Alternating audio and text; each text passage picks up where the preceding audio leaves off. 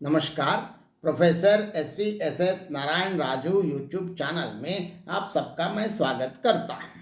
आज कबीर के विभिन्न पदों की व्याख्या में और एक पद खासकर इसमें भगवान से बिछुड़ने से किस प्रकार वेदना या दुख होता है, यहाँ इसे बार बार ऐसे बताते हैं कि एक ऐसी पक्षी कुंजा, और ऐसे बताते हैं क्रौंच पक्षी से संबंधित उदाहरण के माध्यम से बढ़िया वर्णन करते हैं यहाँ कबीर। अंबर कुंजा कुरलियां गरज बरे सब ताल, जिनते गोविंद बिछुटे तिनको कौन हवाल। यहाँ और एक लगभग सारे भगवान के उपनामों को प्रयोग करते हैं, यहाँ गोविंद का भी नाम प्रयोग किया है। सबसे पहले शब्दार्थ हम देखेंगे। अंबर आकाश हम सब जानते हैं, कुंजा मतलब क्रौंच पक्षी, कुरलिया मतलब चीखने लगा, गरज गुंजायमान करते हुए, जिनते मतलब जिनसे। यहाँ देखिए, यहाँ इसमें बताते हैं अंबर कुंजा कुरलिया गरज बरे सब ताल। आकाश में क्रौंच पक्षी अपनी प्रिय की विरह वेदना से रो रहा है। कैसे? इस व्यथा से उसने सब तालों को गुंजायमान करते हुए अपने अश्रु जल से उनको भर दिया है। देखिए क्या सारे ताल भर गए हैं।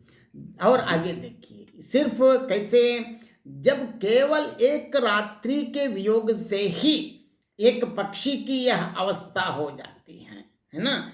तो अब देखिए, जिनते गोविंद बिछुटे तिनको कौन हवाल। और मनुष्य की क्या स्थिति है, क्योंकि अनेक जन्म इस जीव, यहाँ जीव बताते हैं, इस आत्मा अनेक जन्मों से जन्म मृत्यु विभिन्न योनियों से जन्म लेकर जन्म मृत्यु इस चक्कर में रहने के कारण गोविंद से बिछड़ा हुआ है, मतलब गोविंद से अलग हो गए हैं। अब गोविंद से मिलने के लिए कितनी आतुरता होने की जरूरत है, मतलब इसका दुख कितना होगा बताते हैं। देखिए यहाँ एक रात्रि मतलब सिर्फ क्रौंच पक्षी की एक रात्रि की विरह की अवस्था ये होती है, तो अगर उस परमात्मा से अनेक जन्मांतरों से अलग होने की स्थिति में जीव किस प्रकार है, सब उस इस जीव का क्या हाल होगा,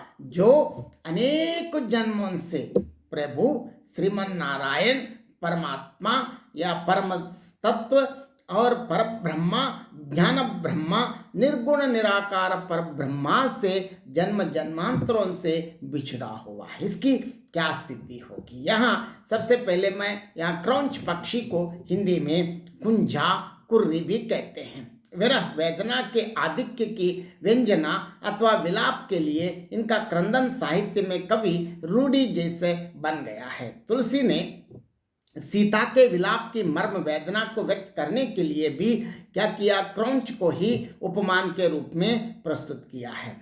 विलप्त अति कुर्री की नाई, कबीर भी इसी प्रकार कबीर की साकी से और एक दोहा मैं बताना चाहता हूँ। यहाँ एक दोहा डोला मारू रा दोहा में मिलते हैं। राति जो सारस कुरलिया गुंजी रहे सब ताल, जिनकी जोड़ी बिछड़ी तिनका कवन हवाल। यहाँ इस प्रकार मतलब क्रौंच पक्षी के लिए अनेक उदाहरण साहित्य में कवि लोगों के लिए एक रूढ़ी शब्द के रूप में प्रयोग कर, लेकिन यहाँ कबीर बहुत भिन्न अर्थ में, क्योंकि कबीर का कहने का उद्देश्य ये है कि अगर एक रात्रि क्रौंच पक्षी की जो क्रंदन से अपने प्रिय से बिछड़ने के इस विरह से इस स्थिति है, तो गोविंद से बिछड़े हुए हैं, मतलब भगवान से हम अलग हो गए हैं, क्योंकि परमात्मा से अलग होकर आए हैं, लेकिन हम फिर कहाँ जाना है, परमात्मा में विलीन होना है। लेकिन हम इस माया के चक्कर में पड़कर जन्मांतरों में अनेक बार विभिन्न योनियों में जन्म लेते लेते लेते लगातार गोविंद से बिछड़े हुए हैं। तो इस